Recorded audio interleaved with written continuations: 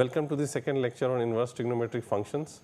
In the first lecture, we had defined the the inverses of the basic trigonometric functions like sine inverse x, cos inverse x, tan inverse x, cotangent inverse, secant inverse and cosecant inverse. In this lecture, we are going to study some identities and relations between these inverse functions. As a quick recap, here is a table of the domain and the range of all the 6 inverse functions that we had discussed in the previous lecture, and we will be referring to this slide every now and then in this lecture also. Before we start, here is a little word of caution for most students who tend to confuse between sine inverse x and sine x inverse. Please make note that these two are not the same. For example, let us take x equal to 0. We know that sine inverse of 0 is equal to 0, but let us compute the right hand side. With x equal to 0, sine x inverse is sine 0 inverse, which is 1 upon sine 0, which is 1 upon 0, which is not defined, and therefore, this is a good example to illustrate that these two are not the same. Another thing is, an example here is to find the principal value of the tan inverse of minus square root of 3. Now, we know that the tan inverse function has a domain of all the real numbers, and the range is the open interval between minus pi by 2 and pi by 2. For this particular example here, with x equal to minus root over 3, since we know that tan of minus 60 degrees, which is minus pi by 3. So, tan of minus pi by 3 is equal to minus root 3, and minus pi by 3 lies in this interval minus pi by 2 to plus pi by 2. Therefore, we can write that tan inverse of minus square root of 3 is equal to minus pi over 3. One thing that we have to be careful is that even tan of pi minus pi by 3 is also equal to minus root 3. So, tan of this is 2 pi by 3 is also minus square root of 3, but then tan inverse of minus root 3 will not be equal to this, because 2 pi by 3 does not belong to the range set of the tan inverse function. So, we have to be a little careful about this thing. So, here is the first type of identity that we are going to study. So, let us say that we have this variable x, which lies in the closed interval minus 1 to plus 1, and we would like to see what is sine of sine inverse x. Now, let us say that for any x belonging to the closed interval minus 1 to plus 1, let us say that sine inverse x is equal to theta. Now, from the range and domain as we defined in the last lecture for the sine inverse function, we are sure that sine inverse x, which is theta. So, this particular theta will belong to the closed interval minus pi by 2 to plus pi by 2, because the range of this sine inverse function is minus pi by 2 to plus pi by 2. And from here, we know that. Now, let us apply the sine on both the sides. So, sine of, so here, so this is an angle, sine inverse x is we denote it by this theta. Therefore, sine of sine inverse x will be equal to sine of theta. But when we say that over here, when we say that sine inverse x is equal to theta, what does it mean?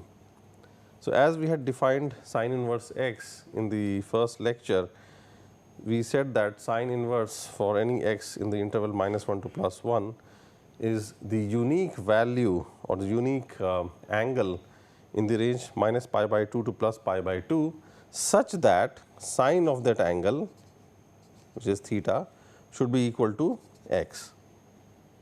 So, this is how we had defined the sine inverse function, and therefore, the moment we say that sine inverse x is equal to theta, from here it automatically follows that sine theta is equal to x. So, this follows from the way we had defined the sine inverse function in the first lecture, and therefore, when we combine this statement with this statement, what we get is that this is equal to x, and therefore, sine of sine inverse x is equal to x.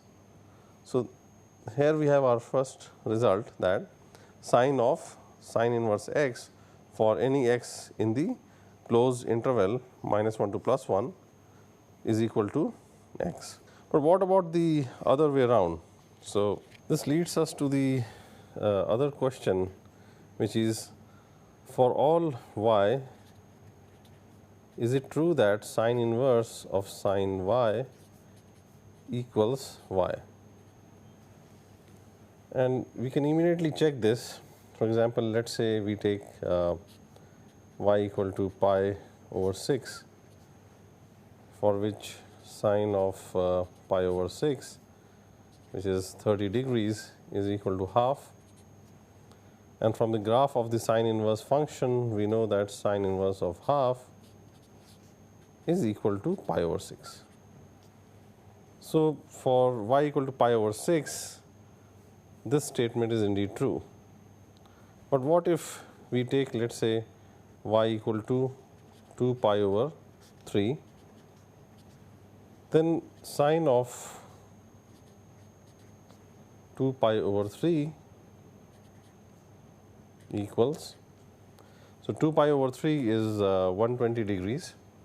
So, sine of 2 pi/3 will be √3/2, and sine inverse of sine y with y equal to 2 pi/3 will be sine inverse of √3/2, which is actually equal to pi/3.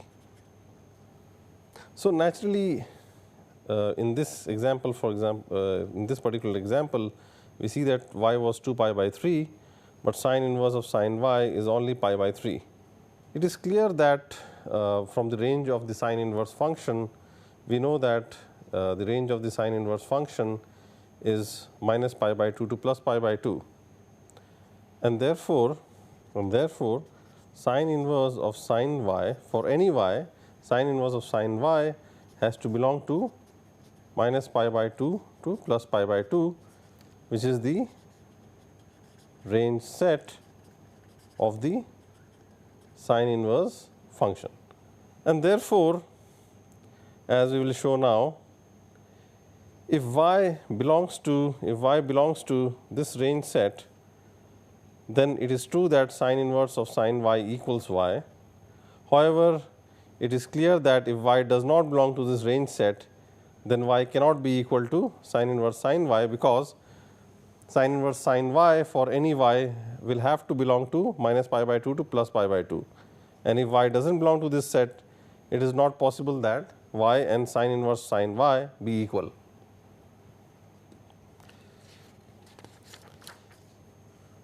We now show that for any y belonging to the range set of sine inverse, which is -π/2 to +π/2. So, for any y belonging to this interval, sine inverse of sine y is exactly equal to y. So, let us start with sine inverse of sine y and let it be equal to x. Then clearly x belongs to the range set of the sine inverse function, which is -π/2 to +π/2, and then we take the sign on both the sides of this particular equation.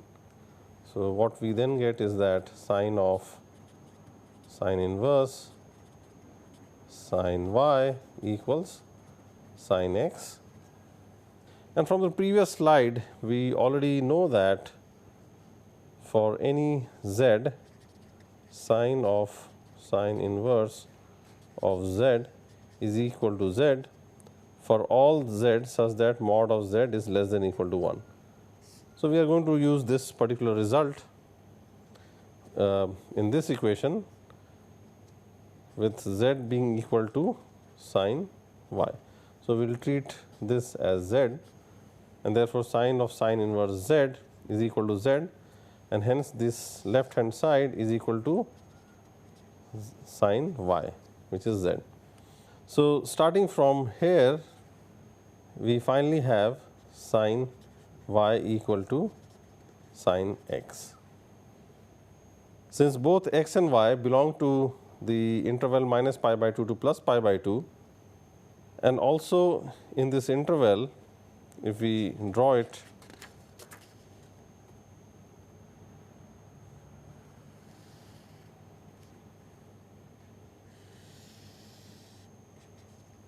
so here we draw the sine x versus x only within the interval x belonging to minus pi by 2 to plus pi by 2.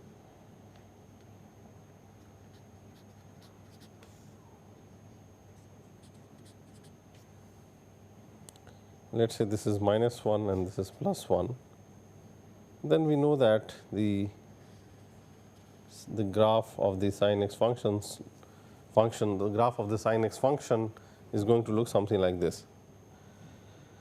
And then we have two values x and y. So, both x also belongs to the interval minus pi by 2 to plus pi by 2, y also belongs to the same interval here.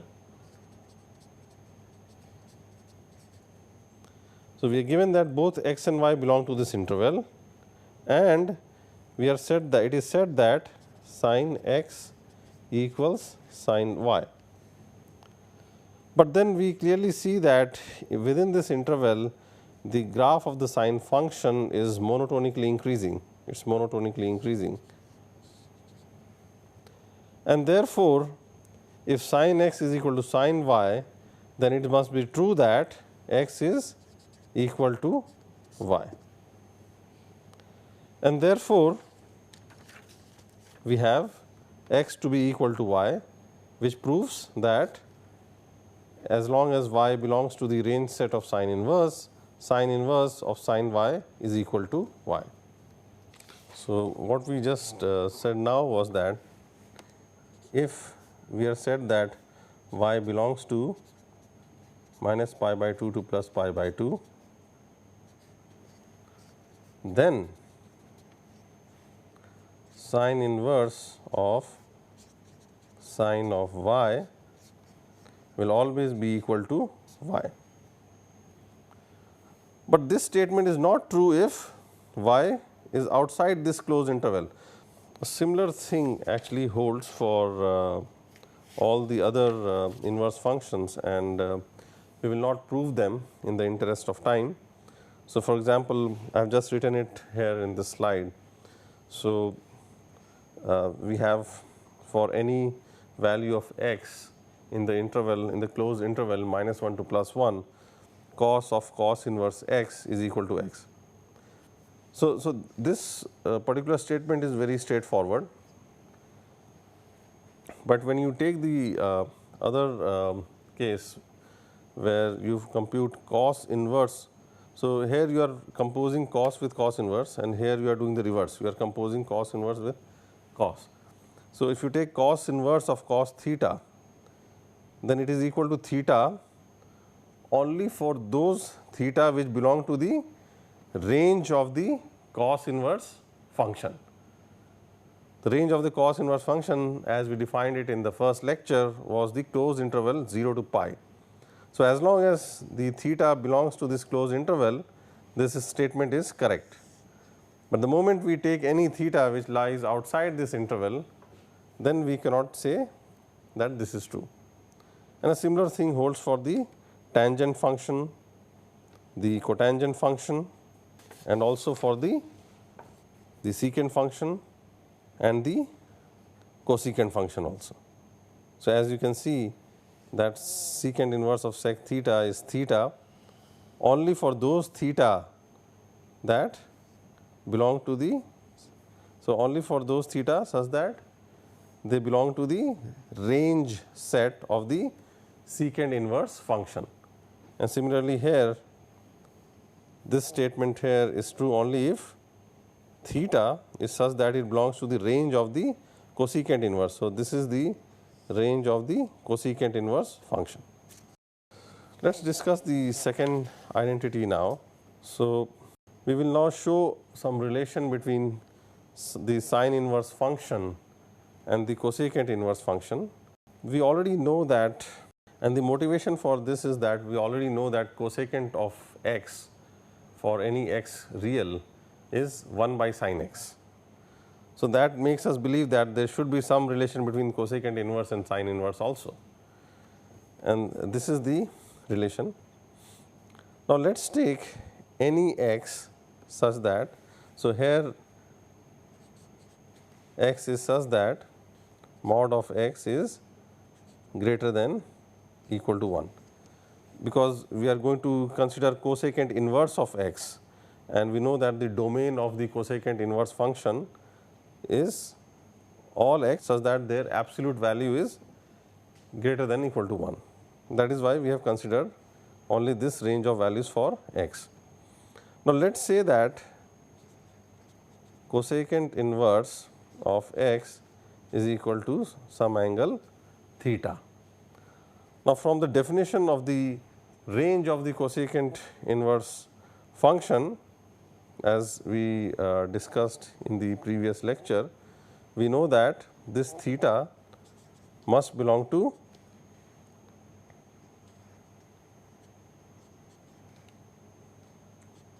the closed interval minus pi by 2 to plus pi by 2 except the value 0, because so this is actually the range set of the cosecant inverse function, and therefore, theta has to belong to this. But from this statement, what we can write is that if we apply the cosec function on both the left and the right hand side, so we are essentially trying to use this particular identity now. So we apply cosec on both the sides, then we have cosec of cosec inverse x is equal to cosecant theta, and then from this identity we have cosecant of cosecant inverse x equals x as long as mod of x is greater than equal to 1. Here we already have mod of x greater than equal to 1, and therefore, this left hand side here should be equal to x, and therefore, we have x equal to cosecant of theta, which is actually equal to, from the definition of the cosecant function, this is equal to 1 by sin theta, or that can also be written as sin theta equals 1 by x. Now, we also from here, since mod of x is greater than equal to 1, from this statement it follows that 1 by x has to be less than equal to 1, and we have sin theta equal to 1 by x. Further, we also know that theta belongs to this set, and therefore, theta for sure belongs to the, so this particular range set is a subset of the range set of the sine inverse function. So, we know that from this statement we can also say that theta belongs to minus pi by 2 to plus pi by 2. Now, minus pi by 2 to plus pi by 2 is the range set of the sine inverse function, and therefore, we can say that since sin theta equal to 1 by x and theta belongs to minus pi by 2 to plus pi by 2. So, from here we can say from the one of the previous identities that we had discussed just a few slides back, we had shown that as long as y belongs to this interval, closed interval, sin inverse of sin y is y. So, instead of y, let us take theta.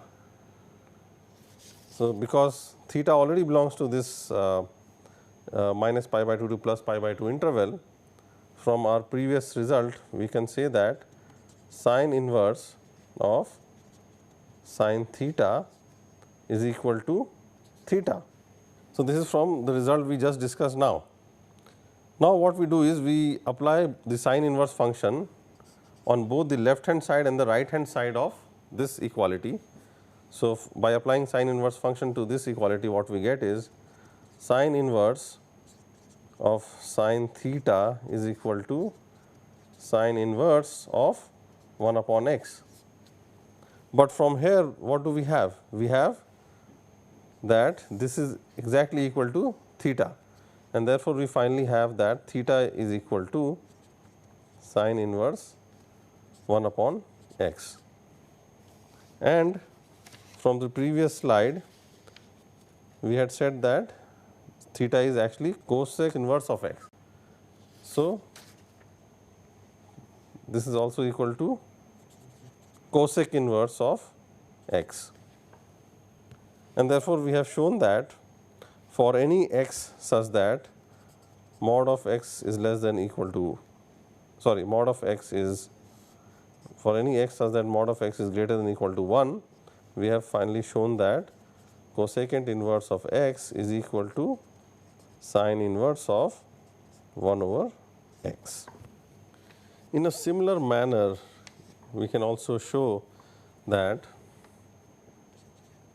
cos inverse of 1 over x is equal to secant inverse of x for all x greater than equal to 1, and the proof is over here. So, the steps are similar. So, we just have to take, let us say that the LHS is equal to theta, but since the range of the cos inverse function is from 0 to pi, it obviously follows that this theta must lie in the interval 0 to pi, and then we apply the cos function on both the left and the right hand side here. So, which we get cos of cos inverse 1 by x is equal to cos of theta, but cos of cos inverse 1 by x is simply 1 by x from the result we had from one of the previous slides. So, we get 1 by x equals cos theta, which is the same as saying that sec theta is equal to x, because sec theta is 1 over cos theta. So, from there it follows that sec theta is x. Now, since theta belongs to 0 to pi and the range set of secant inverse, so we know that the range set, so this range set of the secant inverse function is 0 to pi minus pi by 2. So, all the points in the closed interval 0 to pi except pi by 2. Now, this theta is already there in this interval 0 to pi. So, therefore, this theta is definitely going to belong to the range set of the secant inverse function, and therefore, it automatically follows that since sec theta is equal to x, sec inverse of x will be equal to theta. But theta was already equal to cos inverse of 1 over x, and therefore, by combining this and this we get that sec inverse x and cos inverse 1 upon x are the same. And there is a similar relation between tangent inverse of 1 upon x and cotangent inverse. The proof is again along the similar lines, but there is a slight twist here. We say that this thing is applicable only for positive values of x, and that will become clear as we go down the proof. Now, since x is greater than 0, 1 upon x is also greater than 0, and therefore, tan inverse, let us say if we say that tan inverse 1 upon x is theta, the range of the tan inverse function is the open interval between minus pi by 2 to plus pi by 2. Since 1 upon x is greater than 0, tan inverse of 1 upon x will also be positive, and therefore, surely this theta has to belong to 0 to pi by 2, because the range of the tan inverse function is only between minus pi by 2 to plus pi by 2 and 1 upon x is greater than 0. So, then we have this statement here, but if we applied the tan function to both the left and the right hand side, what we get is tan of theta is 1 upon x. Now, tan theta is 1 upon cot theta. So, from that relation we get that cot of theta is x, and we have x greater than 0. The range set of the cot inverse function is 0 to pi, and that we know from our last lecture. From here, from this statement, we know that we had shown that this theta will belong to 0 to pi by 2, but 0 to pi by 2 is already a subset of the range set of cot inverse, which is 0 to pi, and therefore, it follows that this theta here, which is tan inverse of 1 upon x, has to belong to the interval 0 to pi. So, now what we have is we have cot of theta equal to x, where this theta is belonging to the range of the cot inverse function, and therefore, it automatically follows that cot inverse of x will be exactly equal to theta. This is only happening because theta belongs to the range set of the cot inverse function, which is 0 to pi. If theta were to be outside this range set of the cot inverse function, then this identity would not have been true. So, then finally, we have theta to be equal to both cot inverse x and tan inverse 1 upon x, and hence both of them are equal, but see that this is only true when x is greater than 0. The problem with x negative or equal to 0 is that, so if we take x negative, then what will happen is that 1 upon x will be negative, which will imply that theta will belong to the interval. In that case, where the x is negative, theta will not belong to this interval. Instead, it will belong to the interval minus pi by 2 to 0, because x is negative, therefore, 1 by x will also be negative. So, in that case, theta will belong to minus pi by 2 to 0, which is, and this range or this interval is not a, does not belong to or is not a subset of the range set of cot inverse. Therefore, even in that case, this and this statement will be true, even when x is negative, these two statements will be true, but what will be not true is that, so we will have a problem at this step over here, because minus pi by 2, the range of this rather the interval to which this theta belongs, which is minus pi by 2 to 0, will not be a subset of 0 to pi. So, it will not be a subset of 0 to pi, which is the range set of cot inverse, and therefore, we cannot say that theta equal to cot inverse x. So, that is why for negative x, this equality will not hold. So, let us see the relation between sine inverse of minus x and sine inverse x for now, obviously, the x here, because it is actually the domain of the sine inverse function. So, we did not write, but so x has to belong to the closed interval minus 1 to plus 1. Now, we know that sine x is an odd function, and we will quickly see that the same is true for sine inverse of x. So, let us say that sine inverse of minus x equals theta. Since the range of the sine inverse function is the closed interval minus pi by 2 to plus pi by 2, it follows that theta must belong to that range set minus pi by 2 to plus pi by 2 closed interval. And then we take the sign on both the sides of this equality, we get sine of sine inverse minus x is equal to sine of theta. But this left hand side over here is exactly equal to minus x, and therefore, what we get is minus x is equal to sine of theta, which from where we can also write that x is equal to minus sine of theta. Now, we know that the sine function is an odd function. So, we know that for any theta, sine of minus theta is equal to minus sine theta. So, this right hand side over here is equal to sine of minus theta. So, finally, we have this equation that x is equal to sine of minus theta. Now, since theta belongs to this interval, minus theta will also belong to the same interval.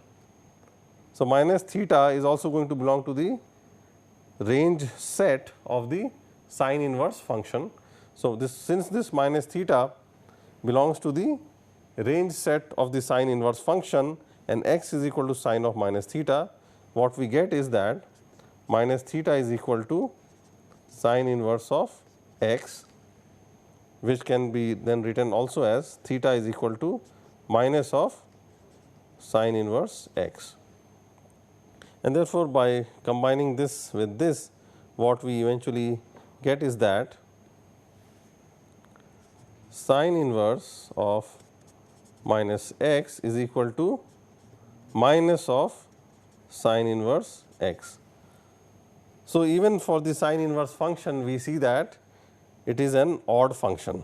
A similar thing is true for the tan inverse function, and we can quickly show that. So, suppose tan inverse of minus x is theta, what that means is that the theta belongs to the open interval minus pi by 2 to plus pi by 2, and therefore, tan of theta is equal to minus x by applying tan on both the sides here, and then from here what we can say is that x is equal to minus tan theta, which is equal to tan of minus theta, because even the tan function is an odd function. So, the tan function is an odd function. So, this is true, but since theta belongs to minus pi by 2 to plus pi by 2, minus theta will also belong to the same interval, and therefore, minus theta belongs to the range of the tan inverse function, from where it follows that minus theta is equal to tan inverse of x. So, from this equation it follows that this minus theta is tan inverse of x, because this minus theta belongs to the range set of the tan inverse function, and which can also be written as theta equal to minus of tan inverse x. And therefore, from here and here what we see is that tan inverse of minus x equals minus of tan inverse x. And similarly, the other identities can also be shown, for example, for cos inverse minus x and cos inverse x. So, I will go over it a little faster. So, this belongs that theta belongs to 0 to pi, and therefore, cos theta is equal to minus x, that is the same as writing x equal to minus cos theta. But minus, we know that for any theta, cos of pi minus theta is equal to minus cos theta. So, this is equal to, so x is equal to cos of pi minus theta. Now, since theta belongs to 0 to pi, this pi minus theta will also belong to the same interval 0 to pi, and therefore, from here it follows that pi minus theta is equal to cos inverse of x is equal to cos inverse of x, and cos inverse of minus x was theta. So, if instead of this theta here, if we write it as cos inverse of minus x, from this equation what we get is pi minus cos inverse of minus x is equal to cos inverse of x, from where we finally get that cos inverse of x plus cos inverse of minus x is equal to pi, and this is true for any x such that mod of x is less than equal to 1. So, the main step, this was the main step here, where we found that minus cos theta is actually cos of pi minus theta, and it also turned out that this, because theta belongs to 0 to pi, pi minus theta would also belong to the same interval 0 to pi, and this 0 to pi is the range set of the cos inverse function. So, therefore, since x is equal to cos of pi minus theta and this angle pi minus theta is already in the range set of the cos inverse function, this statement follows, and then from there it was very easy. The relation between the cosec inverse minus x and cosec inverse x is the same as that for the sine function, and we can go over very quickly. It should be not very difficult for you to understand. So, let us say this is equal to theta, then theta has to belong to the range set of the cosec inverse function, which is the closed interval minus pi by 2 to plus pi by 2 except the element 0, and therefore, from there if we take cosec on both the sides, left and the right hand side of this above equation, we get cosec of theta is minus x, which essentially implies that x equal to minus of cosec of theta, but cosec is an odd function, and therefore, minus of cosec theta is the same as cosec of minus theta equals x. Now, if theta belongs to this interval, then minus theta will also belong to this interval, and therefore, since minus theta belongs, now this interval is basically the range set of cosec inverse, and therefore, minus theta belongs to the range set of cosec inverse, and hence from this statement it follows that minus theta is equal to cosec inverse of x, but theta was already equal to cosec inverse of minus x, and therefore, from here it follows that theta is equal to minus cosec inverse x, but theta is this thing, and hence we can conclude that cosec inverse of minus x, which is theta, is equal to minus of cosec inverse x. But remember that this is only because the domain of the cosec inverse function is only those x such that mod x is greater than equal to 1. And what we see is that just like the sine function, the cosec inverse function is also an odd function, because it follows from here. In the interest of time, we are not going to prove the next two statements, and it is left to you as a little exercise. And what we have here is again the relation between secant inverse of minus x and secant inverse of x, and it can be shown that for all mod of x greater than equal to 1. So, this particular set here is actually the domain of the secant inverse function. So, you take any x in the domain of the secant inverse, sec inverse of minus x is equal to pi minus sec inverse of x, which is similar to the relation between the cos inverse of x and cos inverse of minus x, and a similar thing is also true for the cot inverse function. We already know that the sine and cosine functions are essentially the same, they are just shifted versions of each other. So, it will be interesting to see if we can derive some relation between sine inverse x and cos inverse x. And this obviously, since the domain of the sine inverse and the cos inverse function is the same, which is that mod of x should be less than equal to 1, we should be able to define some relation between them. So, let us start with saying that, let us say that sine inverse x is equal to theta, from where it follows that theta must belong to the range of the sine inverse function, which is the closed interval minus pi by 2 to plus pi by 2. If we apply sine to this equation on both the sides, what we get is sine of sine inverse x equals sine theta, but this left hand side is essentially x. So, what we end up getting is x equal to sine of theta. But we know that from our initial lectures on trigonometric functions, we know that sine of theta is equal to cos of pi by 2 minus theta. This relation is already known to us, and therefore, from using this relation here, what we get is that x is equal to cos of pi by 2 minus theta. Now, since theta belongs to the interval minus pi by 2 to plus pi by 2, it follows that pi by 2 minus theta will belong to the interval, to the closed interval 0 to pi. And what we have now is that we have x equal to cos of some angle, and this angle actually belongs to the set 0 to pi, the closed interval 0 to pi, but the closed interval 0 to pi is actually the range set.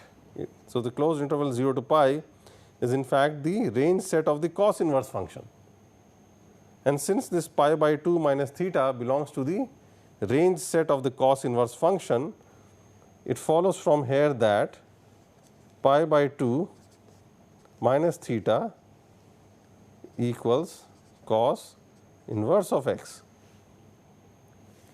And therefore, if we combine this statement here and this statement, what we see is that pi by 2 minus, now theta was sine inverse of x, so pi by 2 minus sine inverse x equals cos inverse x, from where we can finally conclude that sine inverse x plus cos inverse x equals pi by 2 for all x such that mod of x is less than or equal to 1. So, this is a very fundamental identity which you must remember. In the same manner and the style of the proof being the same, you can also show that tan for any x real valued, tan inverse x plus cot inverse x is equal to pi by 2, and also that for any x such that mod of x is greater than or equal to 1. So, this set or this the set of values for x is actually the domain function for both the secant inverse as well as the cosecant inverse function, and therefore, you can also show that secant inverse of x plus cosecant inverse of x equals pi by 2. So, this is left as an exercise for you. So, now let us see if we can for any given x and y. So, here both x and y are in the domain set of the tan inverse function, which is nothing but the set of all real numbers. So, suppose if we say that x and y are both real, then can we simplify this and write it as tan inverse of something, where this something here depends on both x and y. So, let us say that tan inverse x is equal to theta and tan inverse y is equal to phi. So, automatically it follows that both theta and phi must belong to the range of the tan inverse function, which is the open interval between minus pi by 2 and plus pi by 2. And then what we want to compute is theta plus phi. So, what we want is that want to see is whether we can write theta plus phi as tan inverse of something here. So, to do that, of course, the necessary condition is that if this were to be true, then the necessary condition is that tan theta plus phi must be equal to this thing inside the bracket here. because if this is true, then by applying the tangent function on both the left hand and the right hand side, what we will get is tan of theta plus phi must be equal to whatever is there as the argument of the tan inverse function. So, but this, I mean, going from here to here is correct, but we cannot necessarily say that. Let us say that if we say that tan theta plus phi is equal to something. So, let us quickly derive what this is equal to. So, we know that tan of theta plus phi, again from our previous lectures, we know that tan of theta plus phi is tan theta plus tan phi over 1 minus tan theta tan phi, which is further equal to, now from here when we define theta and phi to be tan inverse of x and tan inverse of y, from each of the statements it will follow that since tan inverse x is theta, if we take the tan function on both the sides, what we get is x equal to tan of theta from here, and similarly from this statement here what we get is y is equal to tan of phi. So, we are going to use both of these here. So, tan theta is x. So, this becomes x plus tan phi is y, x plus y over 1 minus x y. So, what we see is that tan of theta plus phi is equal to x plus y over 1 minus x plus 1 minus x times y. But does that necessarily mean that, so from here can we say that theta plus phi is equal to tan inverse of x plus y divided by 1 minus x y?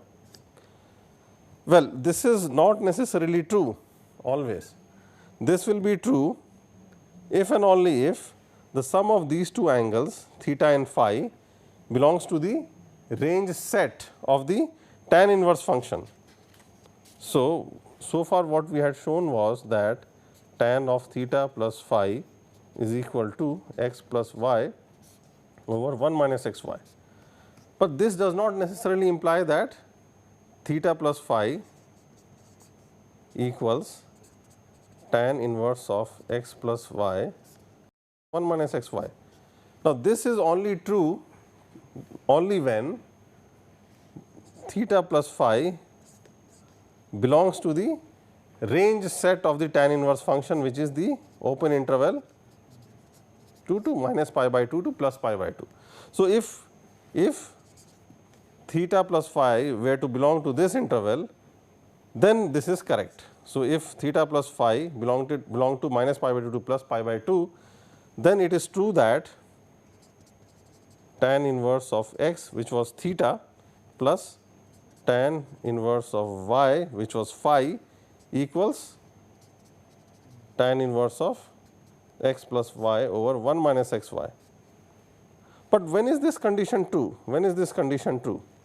It can be shown that this condition is true. Now, the problem is that both theta, so we know that theta also belongs to the interval minus pi by 2 to plus pi by 2, and phi also belongs to this interval. So, it is possible that when we add them, the sum of these two might not necessarily belong again to the same interval.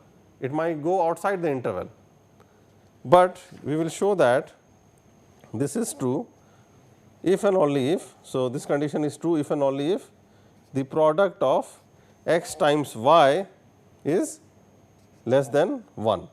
So, only then it is true. So, essentially what we have shown is that if we are given x and y such that x times y is less than 1, then it follows that tan inverse x plus tan inverse y equals tan inverse of x plus y over 1 minus x y.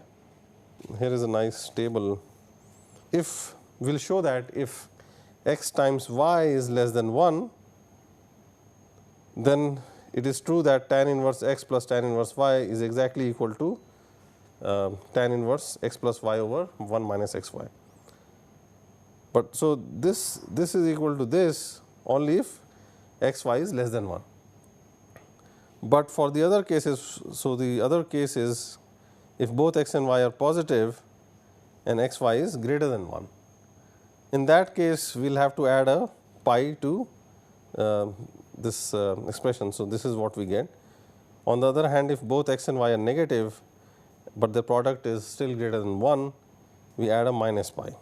So, in the next class, we are actually going to start with probably showing you why this x into y less than 1 is a necessary and sufficient condition to ensure that tan inverse x plus tan inverse y, which is theta plus phi, belongs to the range set of the tan inverse function.